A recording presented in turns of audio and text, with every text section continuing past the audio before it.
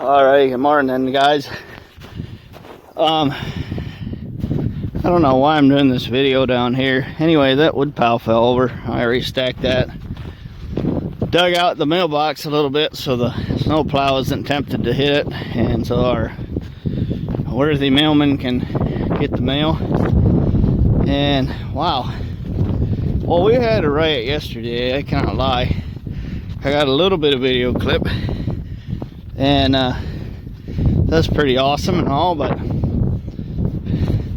I see a snowmobile track in my driveway that makes no sense at all. It wasn't for me, and I don't see any snowmobiles here, so, well, other than my 3, 4. It's not an obsession. Don't call it an obsession. So anyway, I'm out of breath. I must be getting old. So, looking at the weather, right now it's 16 degrees or something. Just okay for snow and snowmobiling. It's bright out. Snow is starting to drip off there. But here's the news, men, ladies, people of the internet, other sofa dwellers. This works and runs, and my wonderful and worthy wife, all I have to do is send her into town with papers. I just call the DMV, they tell me what I need to fill out, I fill out the papers best I know how.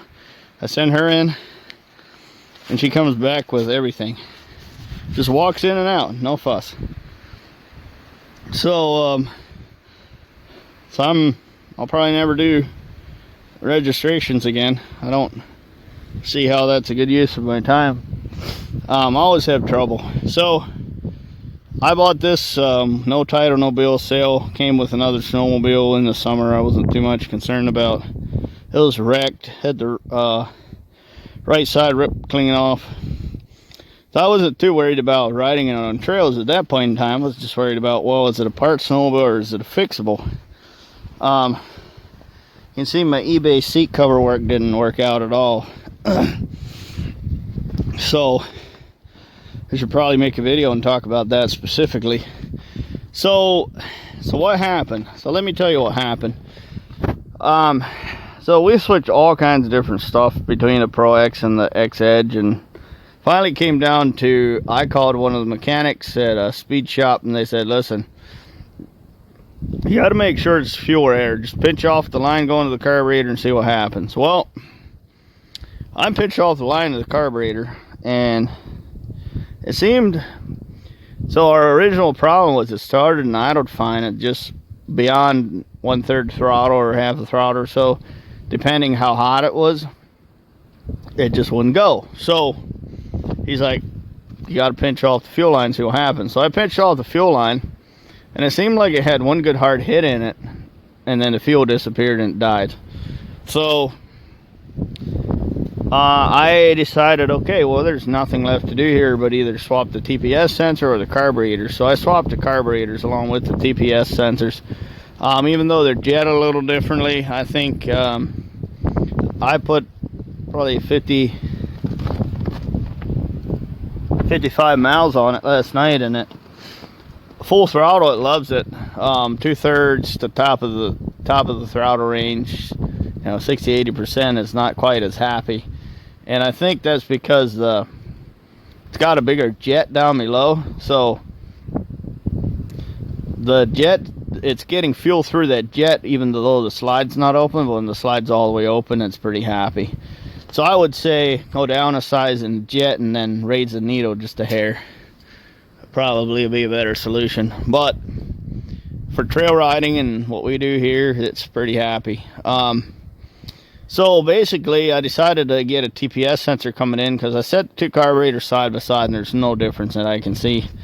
And that's really all I got to say. So I didn't have time today to get the carbs switched over. I was going to switch the carburetors back on this because they're tuned better for this, and then switch the TPS sensors.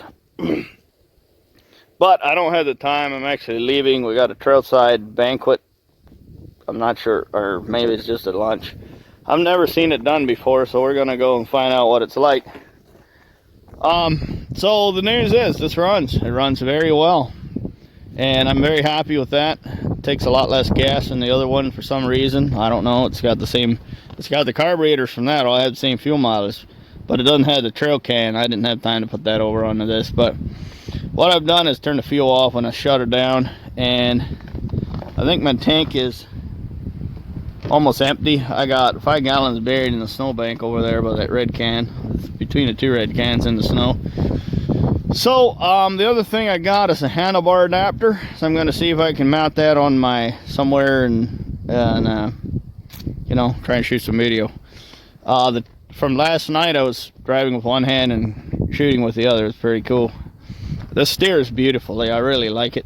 It's a little bit heavy, but I think if I put an arch in the Skags, it would steer easier. I'm not sure if it's just following tracks or what it is, but we had a nice long ride. We went to town of Penyan and then took the outlet trail to Dresden, town of Dresden, and then at the end of the trail there you can hop on the railroad and go probably go to Geneva if you wanted to. I don't think anybody snowmobiles in Geneva, but so anyway, 3 of us, actually 5 of us were together, and then Leroy and his friends split with their snowmobiles, and they probably put, I don't know, probably 100 miles on, never refilled gas. They just drove all the way to town of Tyrone and went to the bar, and and his Dodge Journey was parked right here, and now it's gone. So I guess they did all of that, came back, got the Journey, and wow, he said they got home at 1 a.m. and he woke up at 3, so had to take the Mennonites to Harrisburg. So there they go with their snowblower. They just blew the church, blew the snow out of the church. Alrighty guys, I'm gonna shut up now. These headlight little fog light thingies are okay, I guess. It doesn't seem like they make the same amount of light as this snowmobile would with just its high beam working. So I think what we'll do sometime is, if we find a way to spacer this button down just a smidge, maybe an O-ring or something, I think the brights will stay on. So that's all I got to say. I love this, man. It's so fun watching the front end nose up and down and in and out of snowbanks. It rides like a Cadillac. Absolute dream. The only thing is, it'd be nice if the seat was up higher. Maybe if we could get the seat up onto the gas tank, that would be great. Other than that, I mean, I like it. I like it a lot. It just runs nice. Just great. Just great. It's been reliable this whole time. Never had a lick of trouble. It's one of the cleanest, shiniest snowmobiles I've ever had that are not all corroded crap. So I hope to run this for a long, long time to come, and I think the red one's going to be up for sale. And we got to move.